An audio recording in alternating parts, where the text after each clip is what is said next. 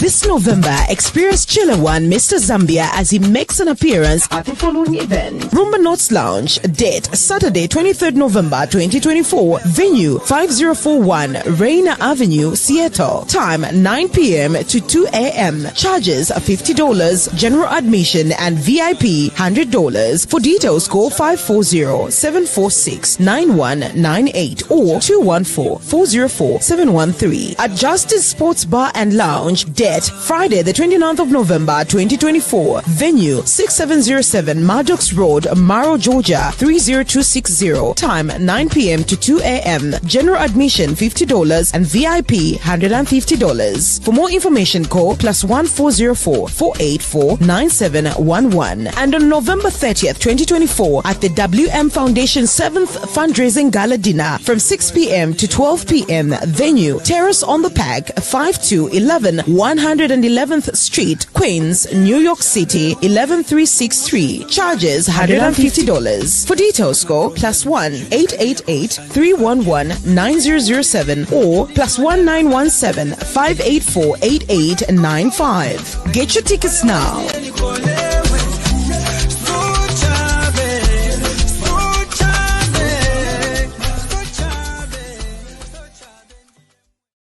Hello, everybody. Welcome to the show. It is November 23rd, 2024, and we do thank you for joining us from wherever you're watching.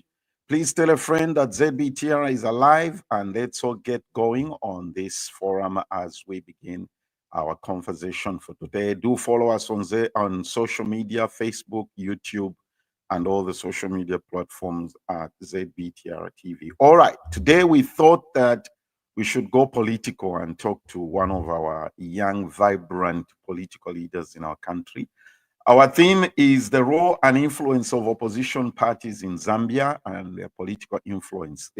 In a few weeks' time, it's going to be 2025. So we want to know how ready our political leaders are for the upcoming general election and a lot of other things. Let's welcome our guest. My guest is Mr. Kasonde Mwenda.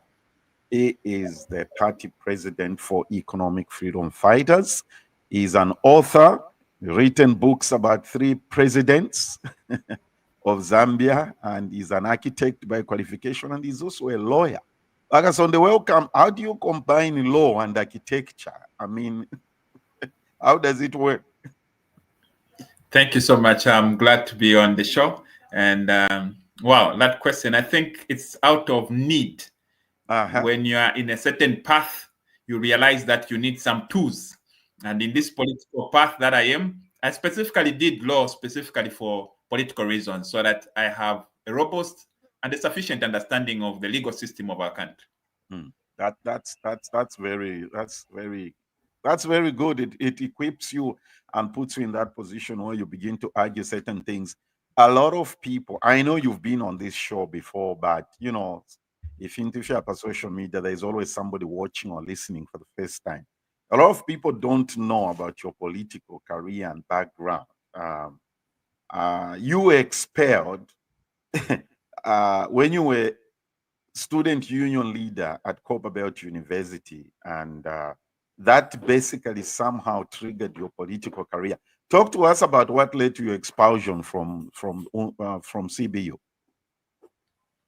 You know, I can put it plain and square. Actually, I was a very well-behaved young man when I was at the university. I was a leader in the Christian community. I was a missions director for Zafes, and I was a Bible study secretary. So I was actually very much premised in the Christian community. That was my mainstay. But after some time, we saw there was a need for us to serve in the union, and I joined the students' union. It was almost towards the end of my school. I was already in my 4th year, going into my final year of architecture. So since I was already a mature for what we were at that time, I started to vie for presidency. I became president for the Copperbelt University. And when I went in there, I realized there were a few things that were being done in a way that I thought we would do better. So I realized just upon inception that the government was on a transition space of removing bursaries. This is a scheme where they sponsor those pupils that don't have the money that's requisite for school. Yes. So I started to challenge that. Went on a hunger strike, didn't work. Started to have a demonstration of walking on foot from Kitwe to Lusaka. Anyway, at least it gathered momentum. We moved the government, and before I could reach Lusaka, I just passed Kapiri. After 5 days of walking, the government gave in, and this bursary was restored, and students came back to university. But that was done for me. I think the system now was mad with me, such that when I went back to university, it was no longer the same. They started to now question me over what had transpired, the confusion that had happened at the university. And before we knew it, I was expelled. Yeah. So when you were expelled, what happened? How were you reinstated or restored? Or because eventually you did graduate and get your degree. So what was the process of you being reinstated? What happened? Did somebody intervene, or what was the situation? People intervened. People tried, but the instruction to have my expulsion came from high places. Such that even when people took me to see the minister just said, "No, I can't talk to you." We said, since I was almost in my final year, I started to try my luck elsewhere. Went to South Africa, camped there. But I hear the government sent communique there in South Africa saying, please don't entertain that young man. He has caused confusion here, and your South Africa is already volatile once you allow him there. But that wasn't true, because I'm very well-behaved young man, with a very good, intact personality. I know you can't believe it, but no, it was just what it was. So you know how it is, Kasonde. I mean, people. It had to take. You said it had to take. It had to take change of regime. Change of regime. The MMD, that was under MMD. MMD had to go out, and when PF came in, Mr. Michael Sata came in 2011. Yes. Barely a month in office, he remembered that there was a young boy who was unfairly expelled. So at one day at the airport, he was going to Malawi. He remembered, he said, there's a young boy who was, you are. I hereby reinstate you with full government bursary. And then I was still in South Africa pushing. At the airport? Yes, at the airport. Yes, at the airport. And then I was in South Africa. I wasn't even around. Then somebody called me and said, Kasonde, the president has said he has reinstated somebody from the Copperbelt University who was expelled. I think he's talking about you. Can you come immediately? That's how I packed my things in South Africa, came back to Zambia, and he gave me a recording on a CD, compact disc. That time, there were no flash discs. Yeah, I know. So I went with that CD to the Copperbelt University, and I saw the dean of students. I said, I've come back. I've been reinstated. They said, where's the letter? I said, no, I don't have a letter. I only have a CD. And then we played the CD. I remember it was something like 4 seconds. Yes. It was a 4 seconds saying, I hereby reinstate you wherever you are. 4 seconds. Wow. And the dean listened to it. He said, is this all? I said, actually, that is all. Then he said, but how can we reinstate you on an audio recording? I said, I don't know. Is this supposed to write? I don't know how it works. Then he said, he needs to write or somebody needs to write. Okay. Yeah. Okay. Can you wait? He went, had a meeting with the vice chancellor, and they were stuck. They said, this is Michael Sata. He has spoken. And Michael Sata doesn't write, or he wasn't into writing. No. Yes, he has instructed us. Now he hasn't mentioned the name. And I wasn't expelled alone. We were expelled 4 of us. But he mentioned only one. I restate you. So should they restate all the 4 or just one? Just one. And he didn't even mention me by name. He didn't know me by name. I'd never met him really for him to know me. So So the university pondered, and they thought the right thing was to reinstate and give me full government bursary. Then I was even married. Oh. I came back as a mature. So 2012, I went to the university and I finished my architecture expressly. I even went for what is known as ZIA, where you write competence exams, and I became a registered architect, and I started practicing my architecture. All right. Excellent. Oh, wow. Excellent. So fast forward, what prompted you to form a political party?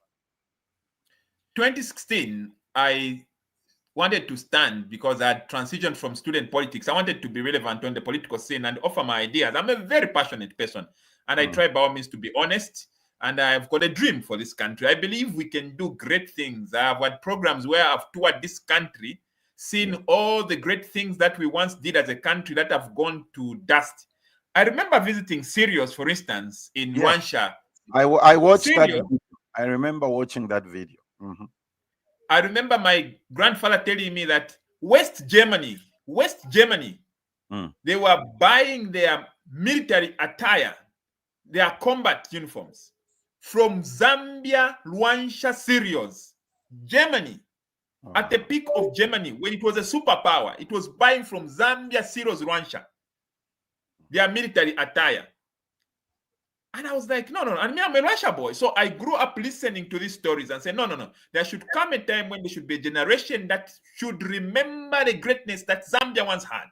Resuscitate it, rejuvenate it, and take back Zambia where it was. We couldn't continue hunting and reinventing the wheel when after one time we were a real country. So I had that dream, and I've always believed there should be people that should stand up and change the course of life. And I may not be so much talented, but I'm quite passionate. So that's how I went on the political scene. I didn't have a political party. In 2016, I stood as an independent in the most contested city, Lusaka Central. I ran against Margaret Mwanakatwe. As a member of parliament? As a member of parliament. Yes, as a member of parliament, Lusaka Central. I ran against PF fielded Margaret Mwanakatwe. Yes, I remember. UPND fielded Charlotte Scott and Rainbow Party. And then I pushed myself in there. And for what it was, my financial muscle was weak. But I managed to pull out a bronze, like some conga. I came out number 3. You were number 3? I was number 3. Wow. So why Lusaka Central, not Copper Belt, where you grew up or you were raised, and where your my practice for architecture had brought me to Lusaka, and as I told you, I was married. My wife was working then for Anti-Corruption Commission, so we were in the heart of Lusaka. Then I even had I had about 2 kids then. Yes. Yeah. So my home was in Lusaka, but I used to do business in Copperbelt, and Copperbelt is home. So I couldn't go to campaign in Copperbelt. It was too far away. I couldn't leave my family. I had to create a base right here at the center of Zambia. State House was part of my constituency. I remember sneaking into the State House compound, that compound in a State House. Yes. In the evening. The police come there. Door to door. Yes, they stopped me. I sneaked in and started now distributing my flyers around State House because it was part of my... So that's how it was. That's how we got a bronze. And we knew if we are supposed to bring any serious effect in our country and impact real change, we need to be part of the people that are driving, not just the fabric that is just supporting. Supporting what? People have formed political parties with ideologies that they know too well. Their ambition, some are retribution, some is to make themselves rich. Us, we are young and naive enough to believe that we can turn around our country. We are so naive. We believe we can make Zambia become the new Dubai. That's how naive we are. And we want our naivety not to be corrupted by the realities of life, because it is only those people that were naive that adventured into avenues that no one would have thought it was wise to go in there. So the only way we're going to do that is to mobilize a new generation thinkers. We needed economic emancipation. We already had political independence under UNIP. We needed to have a political party that has got that mandate, not just by persuasion, but also in the name, lest people forget their vision. So we formed economic freedom fighters. At the backdrop of our colleagues in South Africa who had already started that journey, being Pan-Africanists, we thought, why reinvent the wheel? We will just shape it in what can make it work. And I told my colleagues in South Africa that we will form government as EFF in Zambia before you. And I'm still believing that. That's good. That's very good. I like your passion, and that's what we need in this country. So how does your political party intend to enter or approach the 2026 general election? Wherever I want to go, our feet will take us there. You know, sometimes when you take on a journey. That's your party slogan. And if you don't mind, before you respond to this election question, how did you come up with that phrase, that slogan? Wherever we want to go, our feet will take us there. How did that come up? You know, most of the times when we are born, our future is almost very defined, because some are born at a place of advantage, some are at the disadvantage, some have got circumstances, the infrastructure that can make them do some other big things. And if we let life flow for what it is, it can just be definite that those who are born poor should die poor, those who are rich. But people do cross these boundaries. People do move from rags to riches. And mostly in our circumstance, we have to rely on what we have. And we came up with that mantra, wherever we want to go, our feet will take us there, because we have come to a realization that for us to get where we want to get, both as individuals, as a country, and as Africa, we need to work with what we have. One thing that we almost all share is that we are born with our feet. Walking is symbolic of progress. So wherever we want to go, we need to use what we have. I usually challenge my colleagues and say, hey, if you're going to have economic freedom as Zambia, forget IMF. Use what you have. Muchwe barandati imbwa. Bomi na kukantu kwete. When a dog rages at you, even if you have a gun and it is at home, you won't use that gun because it's at home. You use what you have in your hands. So what we have is our feet. Our feet is emblemic of what we possess naturally. It talks about us going for it with ourselves, not waiting for other people to take us there. Your feet will take you there. So we believe for us to usher Zambia to where we want it to be, it should be done with what we have. What do we have? Even God used to ask, what do you have? Even Jesus, when he wanted to feed those people, he had to ask them, what do you have? They said, we have got fish. And then he multiplied the fish, the loaves of bread, what they had. So Zambia, what do you have? If we go to Aliquata, Sojilite, Golide, and those things, we need to have ownership of them. That's right. That's when we can use them. And wherever I want to go, our feet, will have to take us there. Yeah, that's right. Yeah. Ms. Priska says true. She agrees with you. So how does your party intend to enter or approach the 2026 general election? Because in 5 weeks' time, it's going to be 2025. And we'll be saying next year, my elections. Yes. And, somebody might ask a question to say, but how can't you take that energy, for instance, to business? Governments, countries are not developed outside politics. You need to have an enabling environment. And if the environment is not allowing for people to dream, to free themselves, to utilize their potential, even businessmen can't do anything. The environment becomes toxic. So we are going towards 2025. Yeah. And I can assure you, if our feet will have to take there. We promised ourselves one thing and say, we don't have the money our friends have. And politics, you need money. No, but we have a message.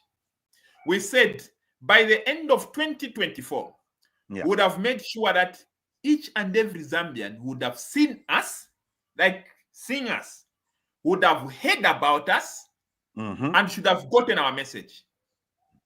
And we had to use what was there. For instance, no one has used social media the way we have. Every day we talk not to less than 150,000 people every day. Every day. How do you do it? We make videos. But now, my secret, no matter what, in fact, if you're not then you no grand. So I don't know. Navigate it. I think personally I'm in more than 500 WhatsApp groups. I'll end there. 500. I can talk to any Zambian any day, anytime I want. That's just an example. Okay. Should I be saying these things? I've got more political connections, with all due respect, than the incumbent president by far in terms of social engagements. Numbers don't lie. I can show you my numbers here. They look on the wrong thing. I can show you the number of social media engagements. You can't parallel. Right now, there's no one talking to Zambians than what we are. But I'm not saying we have won the election. No, that's just one angle. Other angles we are. You are giving us a strategy how you are going into 2026, right? So 2026. Yes. We were our first thing we wanted to make sure we communicate and reach those that we can reach with what we have. And we had internet, we had social media, so we need to exhaust it. But I want to attend what video to anaka. Ko aisula ponse nika video Kasonde Mwenda adelanda na materiale sakarangana na we wanted you first to see us, know us. It's a pity, but too long maselo katika we have been in all sales. Yes. Anyway. So we have exhausted social media. No one has got social media presence than what we have. So now next is to go to the ground, on the ground, and meet people. And 2025, we are going to meet people now. Meet them like never seen before. Yes. So we are building with what we have. We have finished social media. At least we are sure we have got the presence and we have reached people there. So now it is on the ground now, reaching people. We have formed quite a lot of structures. And now it will be engaging people. Okay, all right. So I can assure you, you put money on us, you'll be proud. Us, we are workers. That's right. So the definite obvious question is, yes, are you going to stand as a presidential? Problem, you want me to give too much detail of our strategy? I can't. Okay, all right. There are 3 political party alliances so far. Okay, Tukwete, UPND, UKA, and now we have Tonse. Definitely, I think. Which one do you belong to? Do you belong to any of these political alliances? Can you hear me, Kasonde?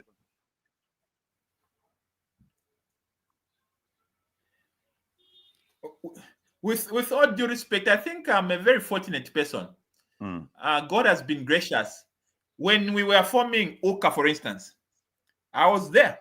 I'm actually technically the one that proposed that let's form an alliance. I know my colleagues, if you are listening, they can bear me witness. We even formed the WhatsApp group. We are calling it the Quad. We were 4 of us when we started UKA. Of course, due to some special reasons, I wasn't part of UKA, and I've never been. And why? To make matters even more interesting, the formation of Tonse, I was there. I was there. It's my brother Sean Tembo. I was there. Helped out where I could help. So that these alliances can form. But we have a mandate.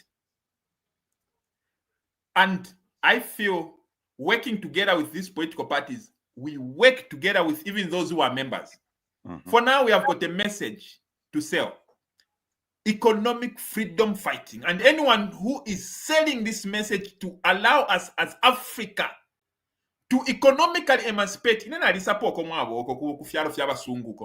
abantu balikalako bwino kuno kwali bakalya. There is this, we haven't liberated ourselves despite being amid so plenty. So we don't want to be preoccupied with just winning an election. We want to make sure we propagate a message so that when we form government, we will know what to be doing. So removing UPND, kuya bebele, we are game. We are working with the alliances. But we are a political party, and we have got an agenda of economic emancipation. Even when people form governments, us will make sure whoever forms government delivers economic freedom. So we don't want to lose course of what we want. Even as we are pushing that UPND must go, we don't want to lose our focus. For instance, as we believe the governments needs to have, the people of Zambia needs to have a serious stake in our mineral resources. That is our advantage. I was so happy when I saw Bakabuswe go into parliament telling a story of how they have sold Mopani without money. And is using even words doesn't understand. No, we have just diluted. I'm looking at this. I've got a press statement, and you said we'll talk about this. I would really want to explain how we have allowed naivety in a wrong way. People take advantage of our people sometimes lack of privilege to have gotten into school to an extent where they understand these jargons. So you find a person who's a leader who's supposed to be protecting the interests of the people, like what Kabuswe did. Go there and now start playing jargons, confusing people. That is chattering. That is Nibukabwa. So we need to have leaders that feel for the people. Those assets, when they're given to you, they are given to you to take care for them, for the people. So as economic freedom fighters, our mandate is that minerals will benefit Zambians. Government will have a stake. The people of Zambia will have a stake. Those in the diaspora, you'll be able to buy shares in your mines here. When you go in, you are there, but you have shares in the mines here. Teachers should have shares in their mines here. Policemen should have shares. You go and look for a Chinese. You go and lose a Pakistanese. What about our people? Exactly. Look at our friends in the Middle East. They eat from their oil. Can I say I eat from copper? Me, I've never eaten any money from copper directly. I've never. And yet, I'm in a country that is the largest producer of copper, second largest in Africa. And yet, I've never made any money direct from. I don't even have a single share, imagine. No single share in any copper mine, zero. But I'm coming from a country that is predominantly a copper selling country. It's a shame. I know, right? It's a shame. I'm supposed to have a mine. I'm supposed to have even a small one. Of course. You are supposed to have a mine, even a small one, at least even have shares. That's the way it's supposed to happen. But Kasonde, let's take a break. When we come back, I would like you to address the issue to do with the press statement that the Minister of Mines made. You and I agreed we were going to talk about that. And a lot of people reached out to me when we publicized that you're going to be the guest on this show. They said, don't ask him to talk about this issue to do with the mines. And a friend of mine said it's a scandal. Daylight robbery. Daylight robbery. It's criminal. It's criminal. Let's take a break and we shall come back. This November, experience Chiller One Mr. Zambia as he makes an appearance at the following event. Rumba Notes Lounge, date Saturday 23rd November 2024, venue 5041 Reina Avenue, Seattle, time 9 p.m. to 2 a.m. Charges $50, general admission and VIP $100. For details, call 540-746-9198 or 214-404-713 at Justice Sports Bar and Lounge, Date Friday the 29th of November 2024. Venue 6707 Maddox Road, Maro, Georgia 30260. Time 9 p.m. to 2 a.m. General admission $50 and VIP $150. For more information, call +1404 484 9711. And on November 30th 2024 at the WM Foundation 7th Fundraising Gala Dinner from 6 p.m. to 12 p.m. Venue Terrace on the Pack, 5211 111th Street, Queens, New York City 11363. Charges $150. For details, call +1 888 311 9007 or +1917 584 8895. Get your tickets now.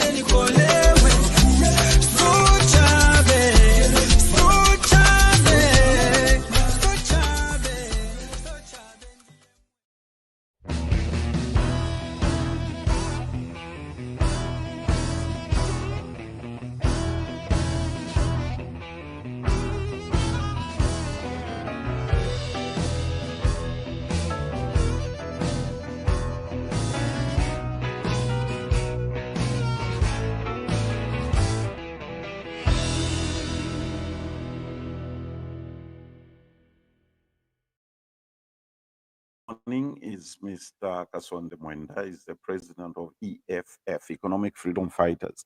Seattle, be ready tonight. Chile One is in your city, that information there. And then on the, that's why we are doing this, to promote and just encourage everybody to participate and to support.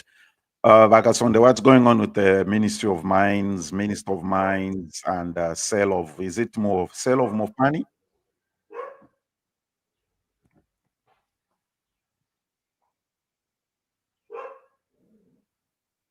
Is it the sale of Mopani, Kasonde? Can you hear me?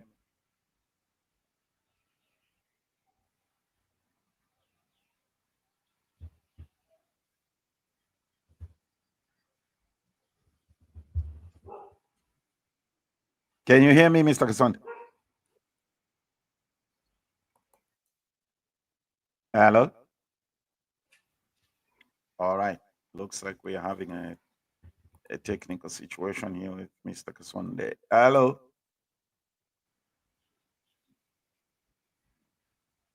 Mopani. Yes.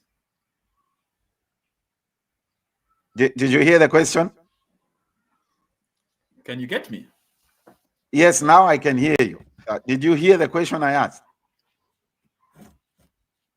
Can you get me? Yes. Yes, it's a sale of Mopani. Yes, I can hear you. Yeah, okay. Go ahead. Explain what's going on there. All right. I think we have a...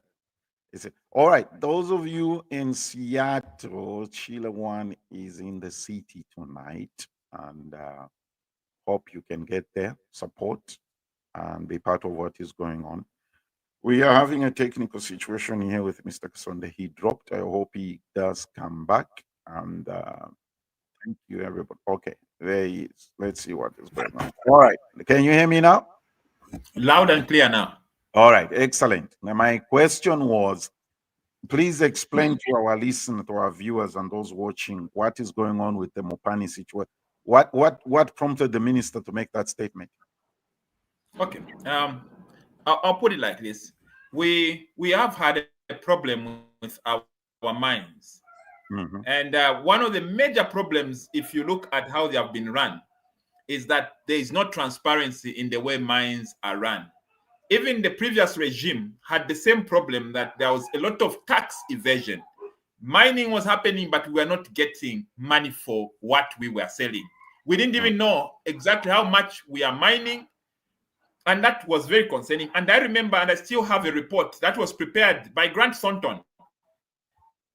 Then when President Hakainde Hichilema was actually head of Grant Thornton, they recommended, for instance, if you look for KCM, was that there was a lot of tax evasion, they were criminal and they should be. When he got into power, we saw him bring back the same people that his report had recommended that they be chased. I've got nothing personal against President Hakainde Hichilema, but we demand that when he says something, he shows some level of consistency, because that way we can trust his word. The same thing has over Mopani. Mopani is one of our biggest mines. And we were locked in with the previous investors in that mine. And they even were not remitting. They even had debt to a tune of 1.1 billion. And we reached a level where we had to part ways with them, that they leave the mine to us, which we acquired as a government, and we ended up having 100%. Mopani became our mine. I don't know, sometimes the UPND have got this propaganda they have been giving, saying, no, you got the mines, we are shutting them down as we are opening. No, that's not true. We got that mine. The time UPND was coming to power, that was 100%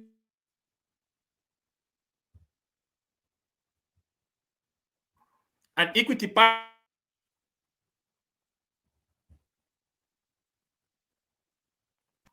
What happened is that one morning everybody wakes up and we see the president beating his chest, saying he has sold the mine and we have found a partner. And we were all curious, wanted to know what's going on. And the details of what transpired is what the UPND have failed to explain. Because first and foremost, when you're selling a state asset, there should be parliamentary oversight. The parliament should be involved in the spirit of making sure that the executive is watched against excesses. That's the spirit in which the Constitution has mandated that when you're selling a parastatal or a state asset, you need to involve the legislature. You need to involve the other arms of government. But when this sale was done, all other government arms was not involved. It was negotiated apparently by President Kasonde Mwenda. That's what he was boasting. He went and negotiated it, and that is against the law.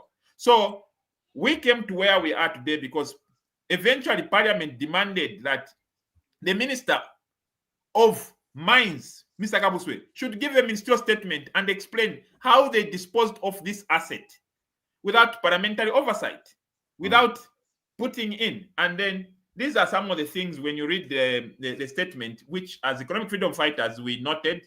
Number one, there's an issue of parliamentary approval. The minister claims that parliament approval was not required because there was no sale.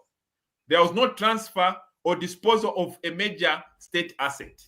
That's what he was saying. And for me, I do feel sorry for him, but I do understand he knows what he's doing, but he chooses to behave like he doesn't know, because he knows by agreeing that they sold off or transferred that, they are contravening Article 210 of the Constitution of Zambia. And that is actually impeachable against President Hakainde Hichilema. So what do? They can't say they sold a state asset. No, they come up with jargons.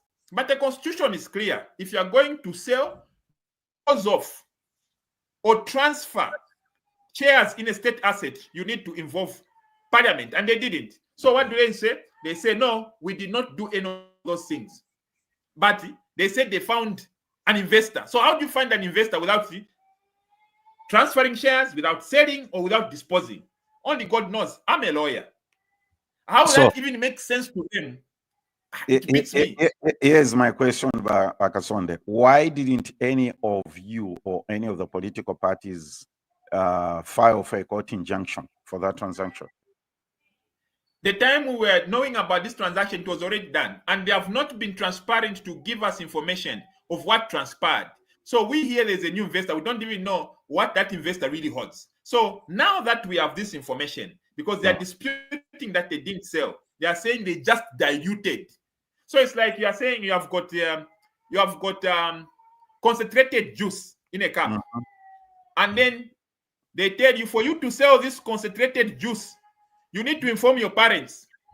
Then you think and say, no. What I'm going to do with this concentrated juice is I'm going to pour some water in it, increase its volume, and then sell part of it. It's not the juice that I've sold. It is the water that I had put in the juice, the extra water that I've sold. That's what they're saying. And does that even make sense? No, we increased the number of shares and then sold some shares. We did not sell the shares that were there. Even at that level, you even think, does this person think they are talking to kids? No, they're even afraid to use the word sale. We did an allotment. You know, for me, it worries me. It worries me.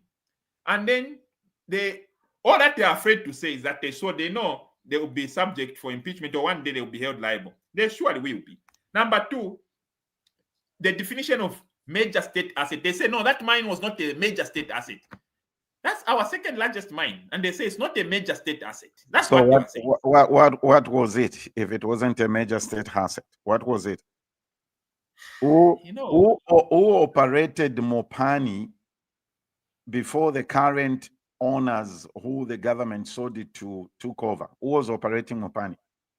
100% ZCCM-IH, which is a government body. Yes. It's a shareholding company for the government. It was all ours. It was operation. It's narrow interpretation of the major asset. According to the minister, he says ZCCM-IH shareholding in Mopani. He seems to conflict with Article 210(3) of the Constitution, which includes equity held by the government. He's now running away from even equity, because even equity counts. But they managed to come and give us that. God have mercy on us. That ministerial statement is an insult. It's an insult to the people. And we allow for this mediocrity. Please forgive my language, but I wish I knew English so well, I would have found a better word. But what I have to miss this far, as an architect and as a lawyer, that's just mediocrity. And it's criminal, by the way. And it's just a matter of time. No, the wheels of justice, sometimes they look like they are rusty. But I can assure you, bear my word, one day, Kabuswe, one day, very soon, you'll be held accountable. If they can follow a judge that made a decision in 2016, in 2024, I can assure them, these decisions, they'll catch up. They say, no, we did not sell, we just diluted. So the question is, after you diluted, what did you do? They don't answer. They just say we diluted. No, you diluted, yes, but you diluted and sold.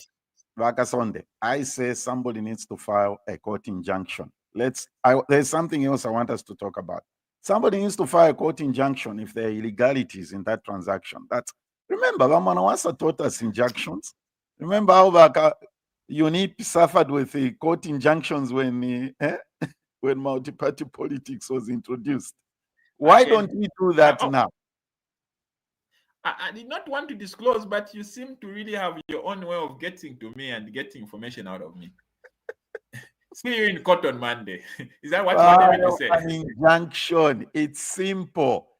My next question, are you confident that the Electoral Commission of Zambia is capable of delivering credible elections to the people of Zambia in 2026? There's something that I love about Zambia and Zambian politics. If there's one right that they know, is the right to vote. There, two abatana pono wali not tukuba chingo kuvota. So what is happening at ECZ is that President Hakainde has deliberately filled up all positions with the cadres. We can't even argue with cadres. Chipenzi is a serious cadre. He's my brother, but he's a cadre. Those people are incapable of delivering the job. But he's president. What can we say? He's supposed to restrain. You are a Christian. You know that when you have power, power comes with responsibility. And when you're in a position of power, like Jesus, you need to restrain yourself. It is known as meekness. Having power, but choosing not to use it. Now, what we have in President Hakainde is he has got no sense of meekness. You know, the most corrupt people and fill them in there. You have that right. As we can only challenge you and say, these people are putting, but it's up to you. So President Hakainde will tell him, these people you are putting in these positions, they are not qualified, but it's up to him. He has got the prerogative and he has chosen to go this path. And it's very unfortunate because that ECZ is incapable of delivering an impartial election. They have been behaving like a kangaroo ECZ. We saw what happened when they wanted to block. Is it Kawambwa? Yeah, Kawambwa. We have seen how they literally stole the seats from Boma Nusambo And Malanji, even when the courts now have ruled and said ECZ was wrong, they shamelessly don't even have the courtesy to apologize that they were wrong. No, they adamantly go ahead pretending they didn't know what they had done. If I were president, wait. in the interest of democracy. Right, which case has the court said ECZ was wrong? Over Joe Malanji and the Boma Lusambo, they were not supposed to hold those elections. No. Then why not reverse them and do the right thing? They can't reverse the whole thing that happened. If the ECZ was wrong. In a normal country, we are supposed to reverse. But people take advantage of the inadequacies of our laws. You will find that sometimes you would struggle to just find a point where you can kickstart a reversal. We have given so much power to a president such that he has got the power to kickstart a reversal. But if he's not acknowledging it as a wrong thing and is the one with the keys to kickstart a reversal, he leaves us in a place of inadequacy. So our law has given a lot of power to a president, assuming we will have a president who's sober and who has got integrity. That is at the messes at which we are as a country. I want us to talk about the Constitution. I'm going to play a clip about something that Mr. Michael Sata said, and we're going to talk about the Constitution.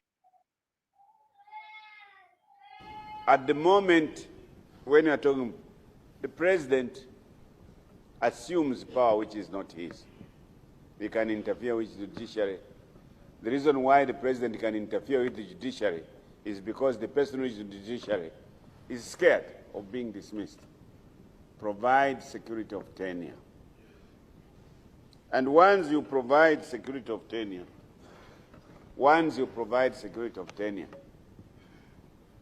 you find that the president will have not too much power. And only an inefficient president wants to have too much power. But otherwise, if each one of us has to contribute to the well-being of Zambia, you don't need to heap all the powers in one man.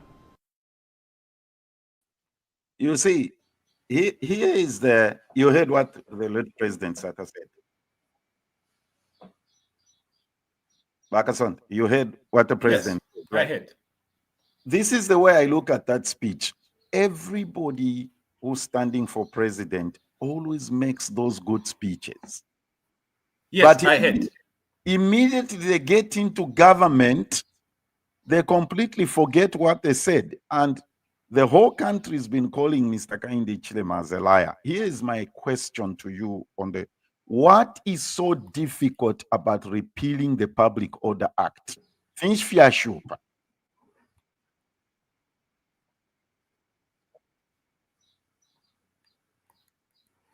You heard my question?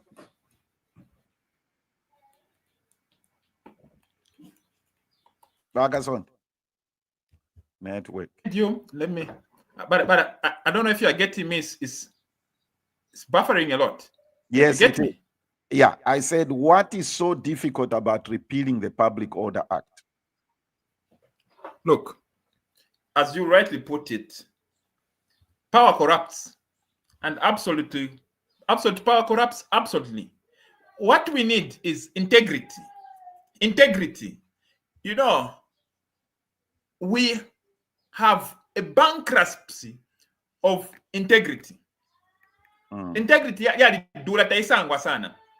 Let me give an example. I'm coming to what the president was saying. He was saying there is no security of tenure for these office bearers because the appointing authority is the president. Our president appoints almost the whole judiciary, appoints the speaker, appoints everybody.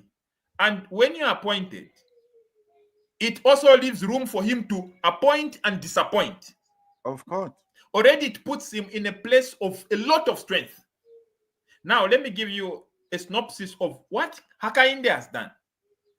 Before I come to your question, as if the inadequacies are not enough, he has formed a government where people, instead of appointing them to their substantive offices, he has come with a new strategy. He has now just been making them to be acting position. So if a person who's a director general is vulnerable because he was appointed by the president, what about one who's just merely acting? Imagine one who's acting. Right now, as I'm talking to you, the people that are managing what we are discussing is Zicta. And that Zicta right now.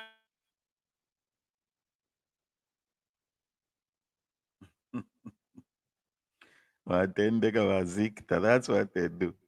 No, okay. Let's wait for him to come back. I'm sure it will work out. All right. Everybody, we're talking to Mr. Kasonde Mwenda, economic freedom fighter. And okay. Look, Basat, I was talking about saying the reason why the system doesn't work is because there's no security of tenure. People, they can be fired anytime, so they can't make good decisions. Even judges are appointed by the president. Now, under President Akandechilema, he knows he has got the power to appoint. What does he do? He chooses not to appoint. He makes people start acting. He started with the cabinet, secretary to cabinet. The secretary to cabinet acted for almost 1 year, 6 months. 1 year, 6 months. Just acting, secretary to cabinet. The normal is 3 to 4 months. You have to be confirmed or somebody brought in. But he abused it like that. It didn't stop. We are having this challenge of a connection. I don't know right now at Zicta, in charge of all communication, there is an acting director general at Zicta. It doesn't end there. How long when we are having political wrangles? Sorry? How long has that person been acting at Zicta? It's now going to something like 5 months, 4 or 5 months. Okay. It doesn't end there. Registrar of societies. Today you find this list is the number of people that are who are authority for PF. Tomorrow you find these are the authorities that are at UNIP. Right now as I'm talking, even UNIP, there are wrangles there. A new list has come out. Anywhere you go, even now as I'm speaking, I don't know, maybe they have even changed. Maybe I'm not even president for EFF because he has let these critical institutions be run by people on acting basis. So already they don't have security of tenure. It doesn't end there. Even there are PSs that are acting. It is that bad. Wow. So we feel there is a need for a leader to have a vision and respect the law. Most of these laws that we have are not different from what our friends have, what they have in the UK. Why don't they face the same problems? It's because people have got integrity. Here what we have, if we keep fine-tuning the law, we'll make a Bible of the law like this. Because then we need to write down everything. Even telling people don't take a pen home. We need to write it down. Because if you don't write it down, somebody will take the whole pen. So you need to reach a level and say, this is where my power ends. As a normal, responsible person, this is where, beyond here is too much. We don't need to have a law for everything. I'm a lawyer, and I know for a fact, you can't have laws for everything. So blaming it so much on the law. This same Public Order Act, which is abused here.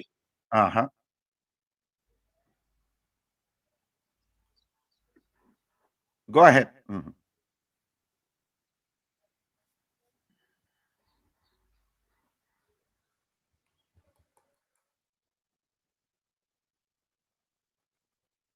Kasonde, go ahead. You're talking about the Public Order Act. These same laws which we have, they are not different from what our friends have. But our friends restrain themselves. For instance, right now, I can give you an example. I'm in court, and I've been in court for 2 years, almost going into 2 years in court. Do you know why I'm in court?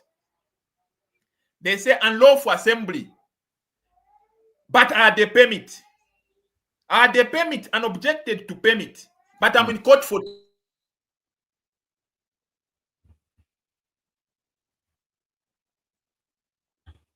All right.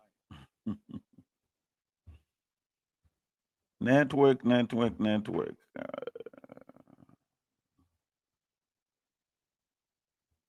see what happens.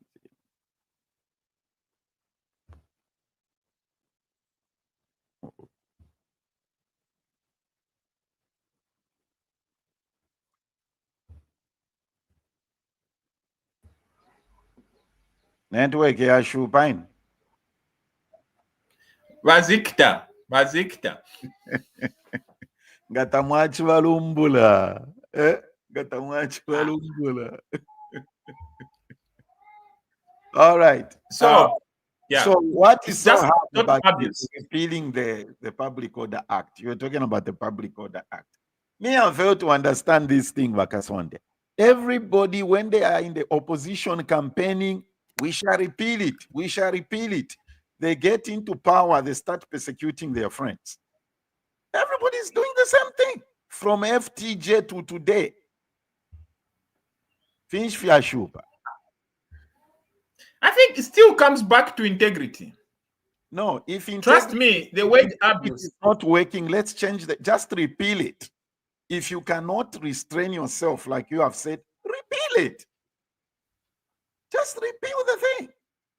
I must use the non-church word here. Just repeal it. Yes, and it would.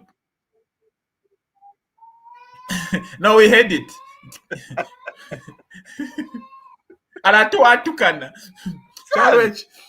So for one to even repeal it, you still need somebody with integrity to repeal it. That's why in a shaba excited for people just to group up. No, we should be looking even in these groupings. Is there integrity? Because we will be fighting the same problems over and over until we usher in people who can stand up for their weight. Otherwise, for the sake of changing, times 2. Mediocrity, you just multiply it by 2. As Zambia, that's why we formed the political party. We feel there should be a true, serious overhaul. Sometimes you even take time and look at people's past. Where these people are coming from. How are they? How have they lived with people? Where they worked? How have they saved? People sold off cereals. Tomorrow they bring a cooler box and they are telling you to go and dance and watch it. People who sold cereals. People who sold cereals have got the audacity to tell you to go and watch a cooler box. Because we allow ourselves to vote for people who have even allowed themselves to have a past that speaks of serious compromise. Right now, what we are seeing is just a continuation of some of the mistakes that we made in the early 90s. And we need to change the course. We need you people in the diaspora to come and be part of a new Zambia where you can apply your ideas, bring the knowledge, information, bring it. How do we change the course, Mr. Mwenda? How do we change the course? You know, I'm putting so much emphasis. People matter. And the kind of people you have in power, it matters. And I'm praying that Zambians should realize this. That it's not just to fill in, tick a box. It's to tick a box and put quality there. People who have demonstrated patriotism, it matters. You can have the same tools, but the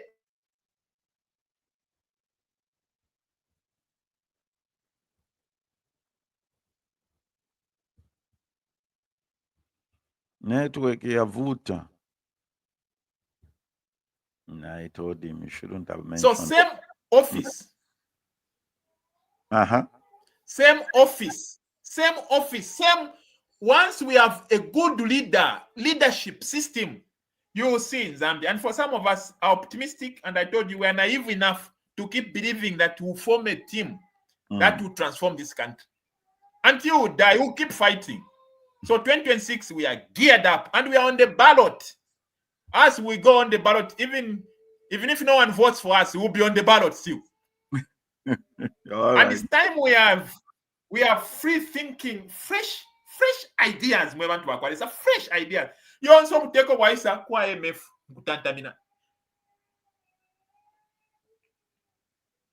We have what it takes. We have in a Kalipa. They start telling you stories about no shaft 28 come in a Rwansha boy. I live 25 Poisensha Avenue next to Rwansha mine. that they are talking, no, we are dewatering in Rwansha mine. And I'm like, do you know what you're talking about? What happened is there's a stream next Nopo to Ikarapanganda, Karwansha stream. That stream, because of mining, its course was diverted into a mine. So the stream has even dried up because the course has gone into a mine. And somebody has got the audacity to tell you, no, we are pumping out a stream out of the mine without doing anything about the water coming with the stream. So they are removing water. So now that is raining, it's following the stream. Again, it's going into the mine. And they come saying, no, it's brought up shaft 28. I said, this is an insult. To a person like me who knows what is happening, it's an insult. But these are criminals. These are people who are charlatans. They will lie to people, will hook them, tell them KCM is back. KCM is back. So we are thriving on serious propaganda. And for me, these things just give me the energy to keep going. Because if you have leaders that lie, mislead, then politics is propaganda. Here's a question from Clotilda. What will be your alternative for IMF?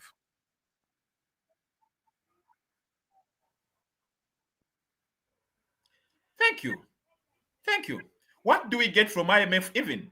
Before we even talk about it, what are we getting from IMF? 1.7 billion quarter. 1.7 billion US dollars? Is that even money? How much money are we foregoing in tax holidays right now per annum? In excess of even 5 billion US dollars if you put even how much we are losing through emeralds. So it's like you borrow a little and you lose out more. Somebody gives you a shirt but takes away your soul. That's what we do. IMF, anyone who has done law or has done international studies will know that the scheme for IMF was structured on the interest of keeping us on the international trade with respect to providing the requisite raw materials to the developed world. It is skewed to the West. That's why IMF will bring you liquidity for you to continue trading, because if we stop trading, we are going to starve the developed worlds. We are not, IMF has got no interest in us. It's got no interest in developing. It has got no interest at all. It's not. I've read all the charters. Anyone who's done law can tell you, we read all the charters of the IMF. Bakain, they kept saying, no, IMF was reformed. He had to say IMF was reformed because anyone who knows the agenda of IMF, which is not even a secret, even Baclotidia, go to IMF, go and Google and download the objectives and find out if you find any objective that points to Africa development. There's no such objective in IMF. But they'll tell you it is to solidify international trade. Now, if you're in part of the international trade and you're at the bottom as a consumer, they want to keep you there at the bottom. Because for somebody to be at the top, there should be somebody at the bottom. You are in the Western world, and you know how aggressive our friends are. They are smart. They know there should be a slave for there to be a king. So as long as we continue being slaves, we will keep nourishing the wells that keep our friends afloat.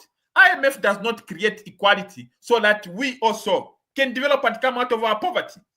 So what would be your alternative, Kasonde? How do we move Let me give an example. What would be your alternative? Let me give an example. IMF was encouraging our government to sell electricity abroad and starve our country. Now, the same IMF is laughing at our country because right now, our GDP for Zambia has fallen from 6.3 in 2021 to 1.2. The West in Africa. How can Zambia become the West in Africa? Sure. And yet, what do? We are on an IMF program. How can you become number last when you are on IMF program if IMF is anything to talk about? How? It's not the first time we are on the IMF. They are saying, what's the alternative? The alternative is simple. Wherever I want to go, our feet to tell us, what do we have? We lose over 2 billion US dollars in emeralds in Zambia. Go to India, go to China. Our emeralds flourish, our friends. And what do we get? Nothing. IMF will tell you, put tax holidays so that people can come and invest. Who has come to invest in Zambia? Who? They tell you, no, we have discovered cobalt metals, a tenement. Those things we already know. We already have those minerals. So people are playing, they are joking. The true alternative to IMF is us using our own homegrown solutions. We have got copper. We have got gold. Why aren't we using those things? Right now, the production, and I don't know, but they lie through their teeth, straight face. Right now, our production capacity for copper has plummeted. Mid-year of 2024, we produced only 300,000 metric tons. 300,000 metric tons. 2022, 2023, we produced 644. In 1972, we produced 852,000 metric tons. We were able to produce more copper in 1972. In Ostano, with all this technology, with all the code box, we can't even produce what we produced in 1972. We should be ashamed. We should change course. We can't continue in this path. We need to own these things. Of course, we can allow players to come on. They can come and get some equity, be part of the mining. But we need to own it. You see why I'm talking about the constitutional challenges, the laws. The laws do not, we are not serious about the Zambian laws. You're talking about emeralds leaving the country. Now we have found gold.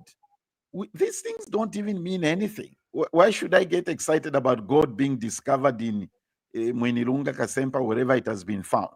We need to harness these things and control them ourselves, Kasonde. Why shouldn't we do that? Why shouldn't we? Why have we failed to do that? Greed.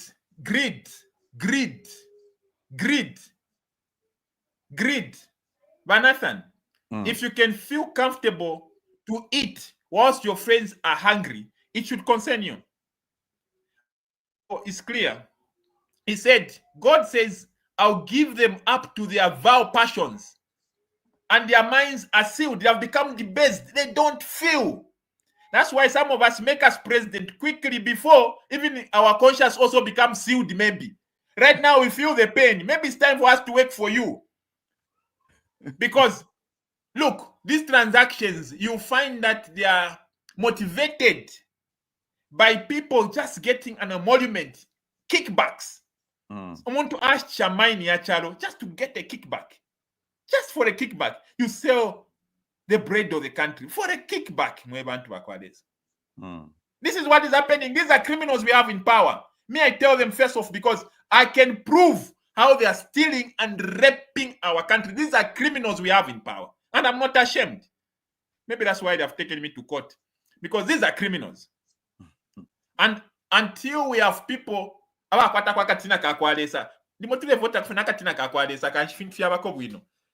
people should have empathy, should be empathetic. A leader should have empathy.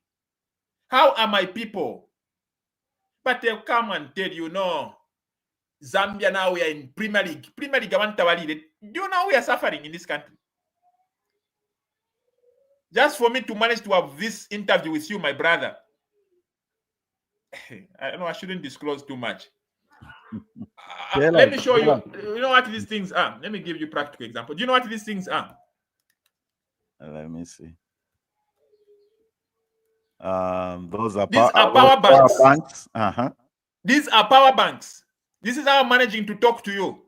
In Zambia, the most watered country in Southern Africa, we have got Shimba Force,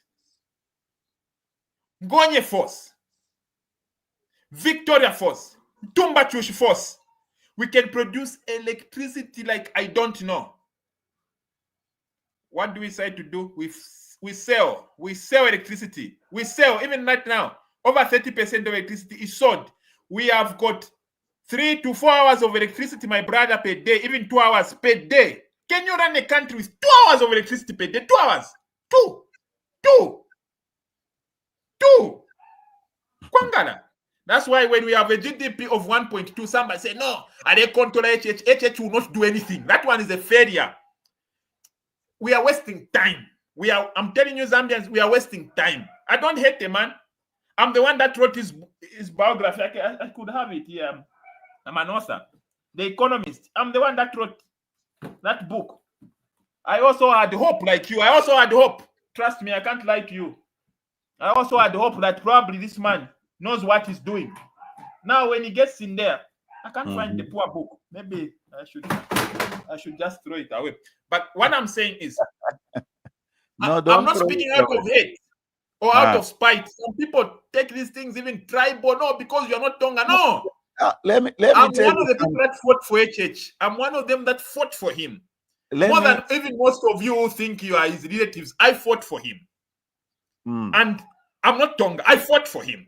So if I hated him, I wouldn't have written that book. And he never paid me a single dime. I never asked for anything. I told him, I'm fighting for you. That's how much some of us love him. But when he's betraying the country, some people will come and insult, yeah, blah, blah, blah. Me, I feel sorry for these people because love the country. Me, even if it was my father who I saw was betraying the country, I would stand up. I would stand up and say, my father, thank you, gave life to me, but what you're doing is wrong. Here is the question. And can you hear me? Yes, loud and clear. Here is the question. When you talk about that, first of all, we come from a situation where PF literally ran the country into the ground. Okay. And here is a group of people, embraced by ECL. You know that it's baffling a lot of us. It's like you have a bunch of people who come together just because they hate the current president. They completely overlook what this other gentleman did, and they say, I want you to respond to that, because that is pertaining on the ground to say, here is a bunch of people who just get together because they have hatred for this man. How would you respond to that statement? Thank you. I think that's a good question, probably directed to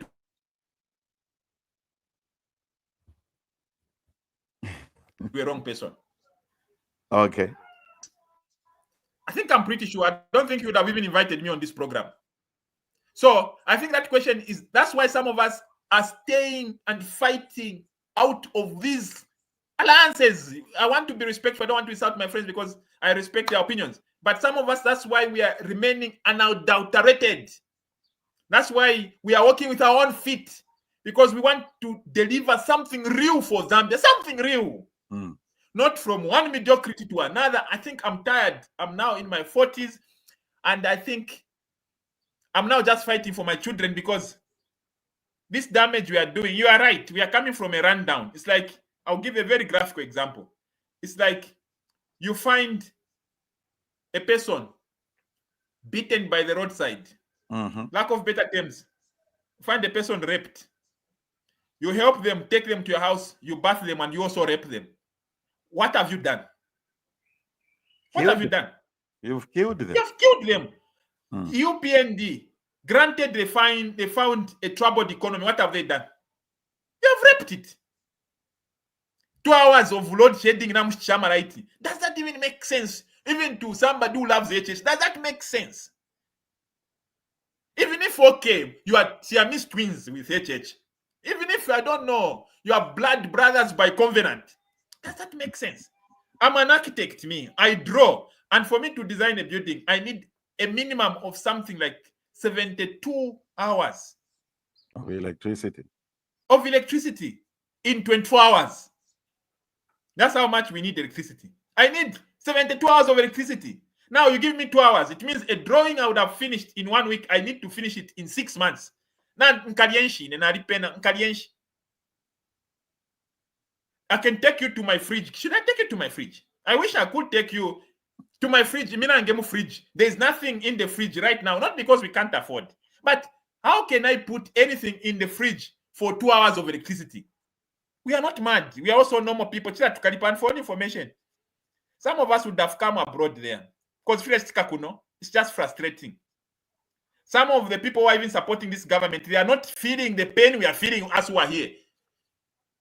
It's a miracle we're even surviving, my brother. It's a miracle. Because trust me, all of us can leave this country. There's nothing happening here.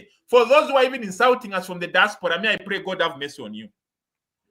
Because you don't know what you don't know the suffering we are going through right here because of reckless decisions. You don't know.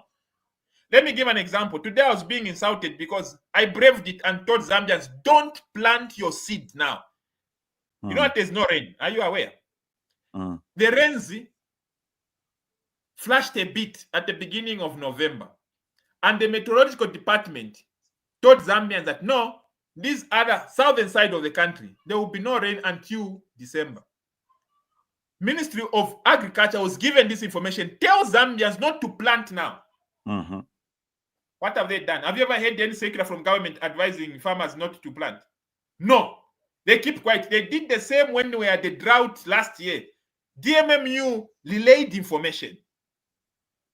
UN delayed information. There's a drought coming. What did the Minister of Agriculture say? No, as farmers, we work with faith. So we still had faith somehow. Are you okay? How can you have faith? You have been told you are going to have an El Nino. You are still going to have faith in an El Nino. We'll continue. You need to respect what experts are telling you. That's how you run a country, using expert information. I went and I told Zambians, okay, Zambians, please, I'm also a farmer. Don't plant.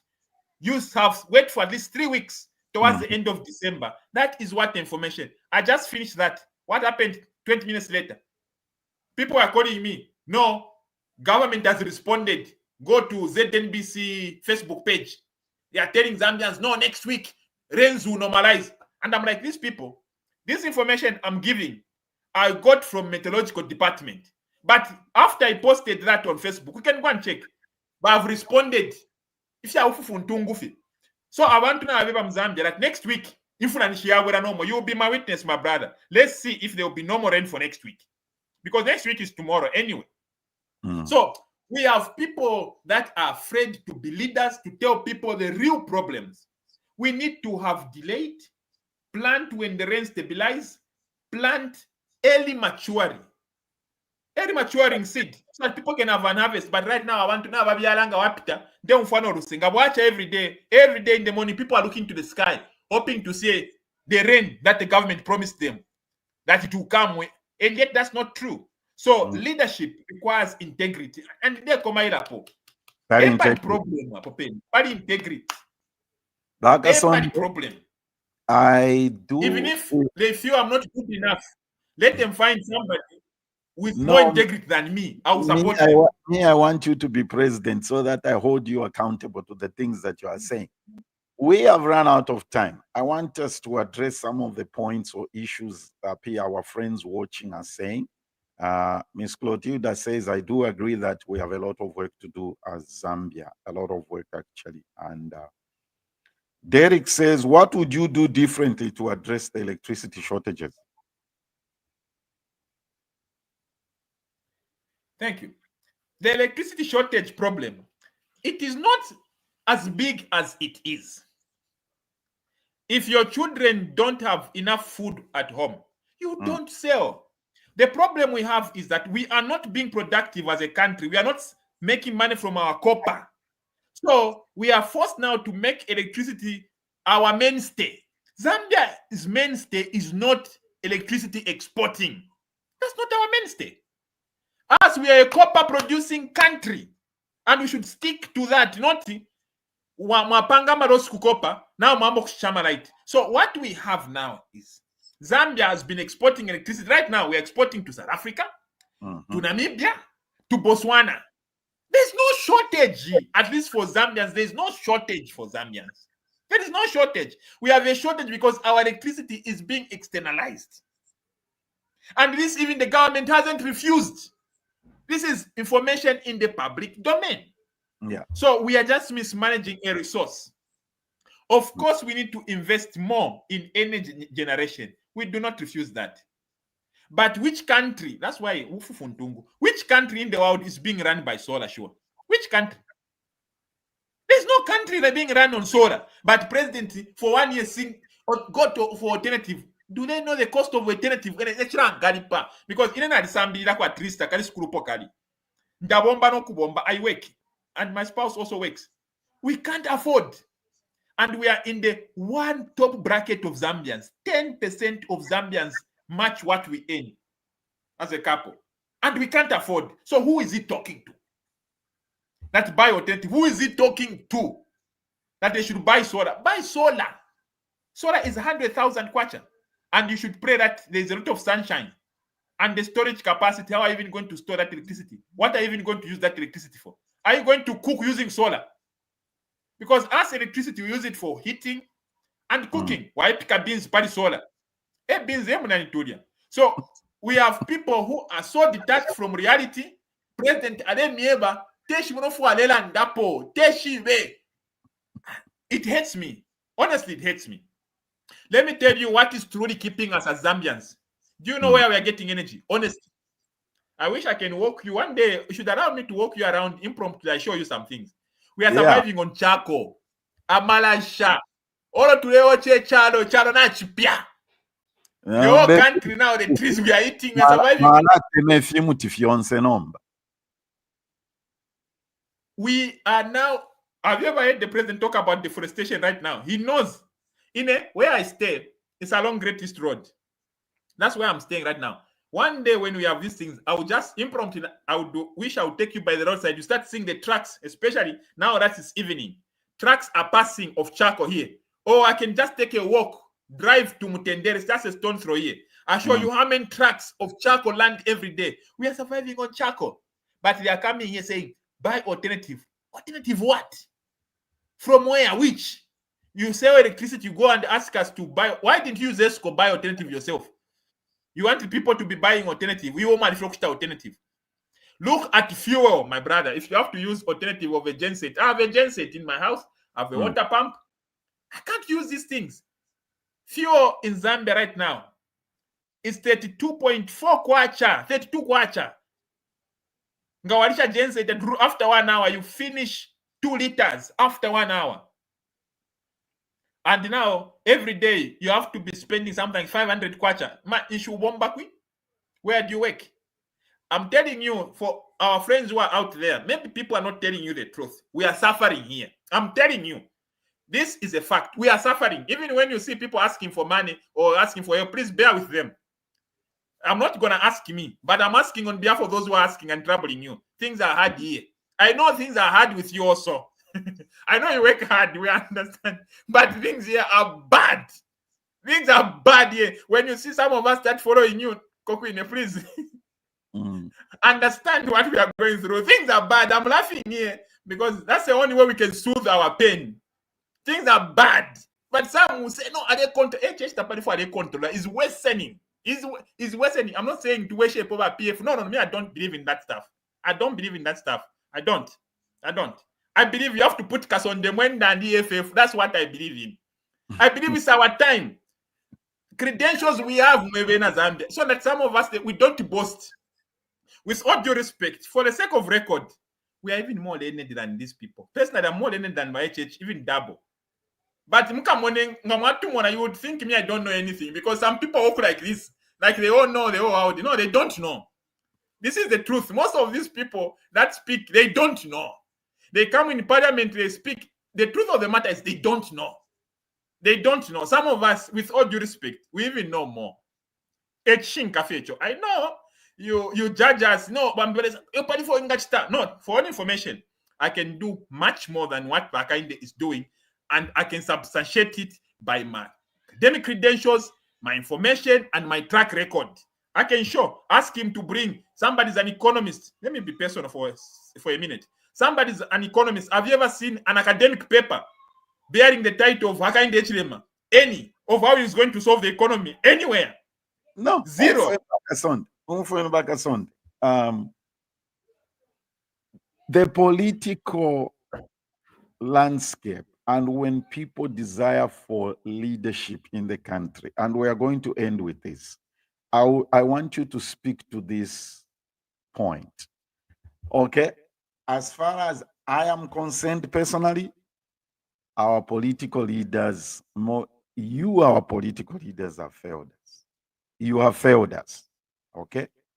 You have failed us because that's why I played you clip Yaba Michael Sata. And I keep saying this. Everybody, when they are in opposition, they make these speeches of how they are. I just asked you a simple question. What has been so hard about repealing the Public Order Act? Without even us talking about Amalaiti and all these things. Just one issue which everybody just keeps skating around. With all these things that we have talked about. Kasonde Mwenda, President EFF, an architect by qualification and profession and a lawyer, an author who has written books, a farmer. And I've seen you, I follow you, by the way. If I didn't tell you that, I want to let you know that I do follow you closely. So, in a few minutes, tell everybody watching and who's going to watch this, if Kasonde Mwenda becomes president of Zambia, give me 2-3 steps how you are going to address the issues affecting the country now, without making any reference to HH. Because for me, I'll tell you, my personal position, these are things that have been passed on for years. Edgar Lungu, Michael Sata, Rupia Banda, Levi Mwanawasa, Bonse, Vadi Chitapaso, nobody addresses the real issues.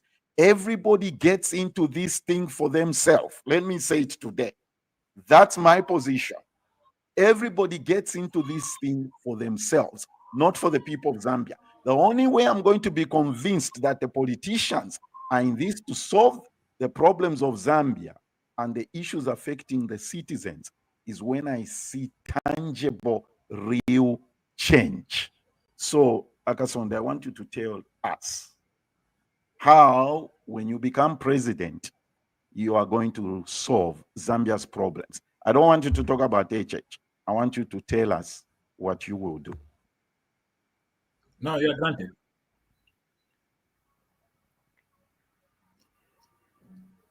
Wherever I want to go, our feet will take us there.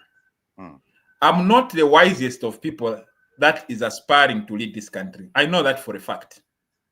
But I've decided on the conviction that at least I represent something that I believe can help this country get somewhere better. And this better place is not because I've conjured it, I've imagined and I've thought, no. It is built on the templates of people that ran this place before us. We are a country that hasn't started today. We are a country that once had Syrians and we are able to export to West Germany. Some of you are in Germany right now. How is it that we lost our plot and we became a vagabond, a beggar? I believe the solution to where we need to go lies in where we are coming from. Zambia should be in a place where, first and foremost, it has got ownership of what its real endowments are. And those are the natural resources. The mineral resources needs to be in our hands, in the purview of our control.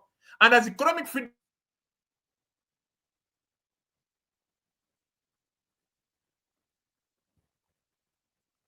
he's going to come back and finish his final pitch. And hope we've all got something from what he has said. And these conversations with our political leaders in the next 2-3 weeks. Okay, here comes Mr. Kasonde. Let's, continue, my brother. And as economic freedom fighters, we want to take up from where we left from, because now we have got the capacity. We could have failed to transition Zambia into an economic giant, a manufacturing base, probably because we're a young country. We did not have the expertise. People like you in the diaspora, we didn't have as many. Now Zambia's got the finest of engineers, doctors, teachers. We have the resource. And when I become president, I'm going to bring a clarion call. Once, can you come? Let us reason together and build a country. I want us to turn our country upside down. I'll make sure the mine's larger stake is in the hands of ourselves. Right now, we sell copper in Switzerland. We don't even know where. I remember I went to Netherlands and I met one of the people that buy our copper. And he was telling me he buys most of our copper for construction. and our government here doesn't even know him. But when we reach a level where we maximize the potential that we have, trust me, even our value addition, we sing about it, but we don't do it. Go to Luancha Zamefa, where they make those cables. It is a small company size of my house. But if we're a serious country, we would take advantage of those minerals, just selling copper cables. Zambia becoming a mainstay in this industrial revolution for motor car manufacturing would be at a different level. Before we even talk about lithium batteries, before we even go far, how are we utilizing our copper? Because trust me, lithium, no next generation power. No. How are you using what you have? Before you marry somebody, how are you keeping somebody that you already have, your wife? So what I'm saying is that we want to start with what we have. And as economic freedom fighters, we are coming to change ownership. Make sure that these mines will sit back and renegotiate a lot of deals. We'll renegotiate them. We'll cancel. We'll bring back Zambians in the mainstay. Zambians will be buying shares. And we'll make sure that the money that we are making from our mineral resources benefit Zambia. We introduced, even under this government, a tracking framework. 2 weeks later, IMF stopped us with the World Bank. You can't be tracking your minerals. Hello, we are a sovereign state. And as a lawyer, I know what that means. We make our rules. If they want, they can put some sanctions on us. But we will bring a tracking framework as EFF. We will need to know how much sujilite is leaving the country, how much mukula. And everybody has to pay fair share. Tax has to be levied. Not you give tax holidays, people. Are we a dumping site? We are coming to protect our resources because these are wasting assets. One day they will not be there. And if we don't develop now, we will not develop. So as economic freedom fighters, we are coming to bond. I know it will not be easy. It will not be a walk in the park. I know we'll make some enemies. But what's the point of being friends with everybody, but you are suffering? 2 hours of electricity. Better I'm enemies with people and my children are eating than I'm smiling at everybody and we are killing a country. We are dying in this country. This is not living. We are merely existing. And it hurts me personally because I've wasted a lot of my time, for lack of better terms, attending school that I can't even use. And I'm not the only one. There are so many graduates. But graduate, we are not doing anything in this country. And it's not that we are incapable. Try some of us. Most of the things, when you go to South Africa, you look at the infrastructure in South Africa, it has been built by my architect colleagues. Most of my friends are building South Africa. Here, what do we build? To my toilet, to a CDF. An architect, it's an insult. So what I'm saying is that when we come, we'll put Zambians. We need to be having sophisticated happenings in our country. I know we have what it takes, but we need to have fresh mind. Not I want to, and I'll lead by example personally. Trust me, if what I'm promising don't happen, I'll resign. I'll resign. And I'm not ashamed to walk away from failure. If you change a Public Order Act, I've seen how has been abused. As when we come it, we will repeal it. Zambians need to talk. We don't have to worry about, no, you're talking on TikTok. TikTok. Do they know how difficult it is even to be on TikTok when there's no power? So what I'm saying is, when I come, Zambia first. Of course, we'll collaborate. This is a global world. I'm not naive. I'm not down. I know we need to trade. But what's the point of trading when you are not benefiting? Better you keep those things, kanshi, but not kwate than for us to be wasting time. Zambia, after 60 years of independence, shouldn't be a share of shame that we are. Trust me, maybe some people, you are there, you travel, you see. What you have here at home is a shame. If you're not ashamed of how your country is, then I'm sorry for you. Because me, even if I'm in Zambia here, I'm ashamed. I'm ashamed of how we live. We live like animals, squatting in Nama. I'm ashamed. And we can live better. I'm not even bitter. It depends. If it's not paining other people, it pains me. So I believe a moment should come when we need to translate this, our pain, into a passion. A passion that will turn around this country. And our new generation, our parents, let us unite. That's why I'm not even excited about, no, to be capable to win my elections. No, we need to put in leaders. People who have got integrity. Because we We have seen many people that know what to do, but when they get there, they fail to do what they need to do because they lack integrity. Integrity is what tells you, don't steal. This medicine can help many people, but if you follow a contract, you eat alone because you want to feed your tribesmate, that will not develop. I'll make sure appointments will be on merit.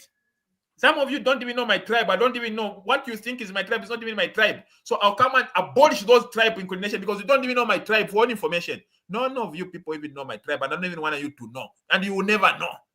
Because I believe a Zambia should be governed on the content of people's mind, ability, empathy, and the heart, love and passion to transform our potential into reality to end the poverty of our people. That's why internet is shupa. Uyu shkwete obunga. Me shkwete saladi. That's why even internet is being interrupted. In case you don't know why we're being interrupted, this phone calls coming. People wanting help. I don't even have the capacity to help these people. But when we have a country that takes care of its own people, why do we only give help and give to old people? Young people are also suffering. In other countries, when people are not employed, they are on some stipend of the kind to alleviate their suffering. And economic freedom fighters, our Wusu, Inchushi, who need to help them, and they shouldn't only be old people, even young ones. We need to grow capacity and help our people. Our people are suffering, and it's not nice. And I'm also one of these people who are suffering. We are suffering. Kasonde, let's end this. I appreciate. Here's a final statement from us. I'm saying from us. Okay. We actually have a lot of professionals in Zambia. We need to change our work ethics if we are to be productive. Here is something that a lot of people do not know, do not understand. I know there's war in the Middle East. I'm going to use Israel. Israel, a small country like that, has achieved a lot of things that people can't even imagine or think. But they do not realize that because they tap into their diaspora. You know, Australia, people don't know that Australia has got a huge diaspora, even if it's what my political leaders need to do, Kasonde, I'm appealing to you, is tap into this diaspora.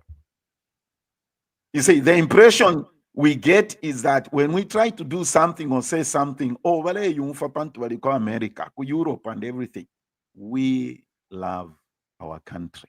The reason I'm having this conversation with you, the reason I've done what I have done for 16 years, this is because I love my country.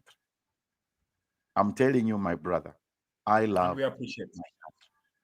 There are things that this radio show has done over the years. Like you said, I don't want to talk about that. Those watching who have been with us here know what we have done. We love. I want you to engage the diaspora, my brother. You see, pick our brains. Pick our brains. We are interested in what is going on.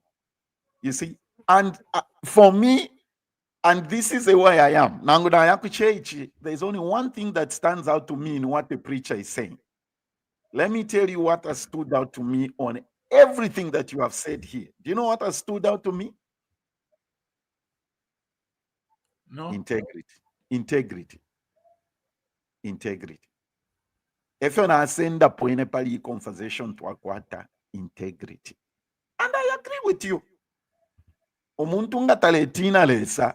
They will do anything and they will touch anything and they will take what doesn't even belong to them. I appreciate you taking the time to be here. And like I said, I do follow you. And I remember when you started doing, you went to Yengi, Amantuane Kane. You brought to the attention of the country things that we had forgotten. Serious. Mwinilunga Canary. You went through all those places and you showed the state of things, how they are. It's sad. It's very, very sad. It's very, very sad. We are not even supposed to be here and the way we are. It's very sad. After 60 years, and my little knowledge tells me from what I have heard and the research that I've looked at is that 40% of the water bodies in Africa are in Zambia. 40%. 40%. Ladies and gentlemen, that was our show for today. Kasonde Mwenda. Thank you. God bless you. I appreciate it. And regards to the diaspora, we love you. I look forward to you being president. It's my prayer. I'll do all the best that I can, but the people have to choose. If they want something like this, they have it. If they want something else, I'll respect that too.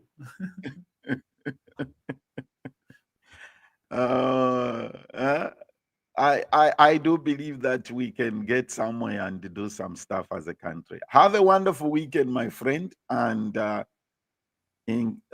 what am I supposed to say? Compliments of the season, happy holidays, Merry Christmas, and everything else.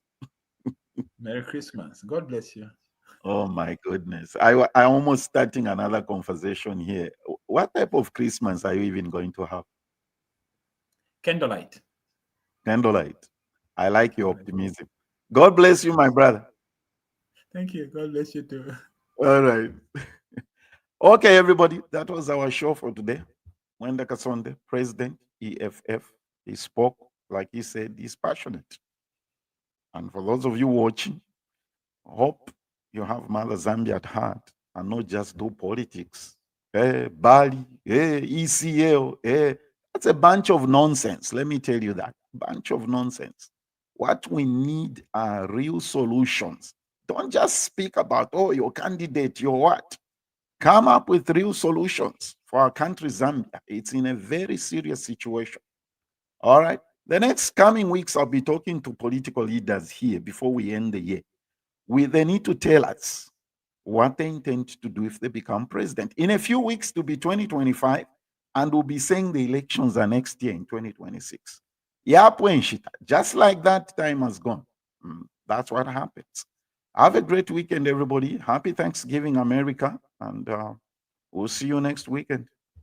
This November, experience Chiller One Mr. Zambia as he makes an appearance at the following event. Rumba Notes Lounge, date Saturday 23rd November 2024, venue 5041 Reina Avenue, Seattle, time 9 p.m. to 2 a.m. Charges $50, general admission and VIP $100. For details, call 540-746-9198 or 214-404-713 at Justice Sports Bar and Lounge. Date Friday the 29th of November 2024, venue 6707 Maddox Road, Morrow, Georgia 30260, time 9 p.m. to 2 a.m. General admission $50 and VIP $150. For more information, call +1404-484-9711. And on November 30th 2024, at the WM Foundation 7th fundraising gala dinner from 6 p.m. to 12 p.m. venue Terrace on the Pack, 5211 111th Street, Queens, New York City 11363. Charges $150. For details, call +1-888-311-9007 or +1917-584-8895. Get your tickets now.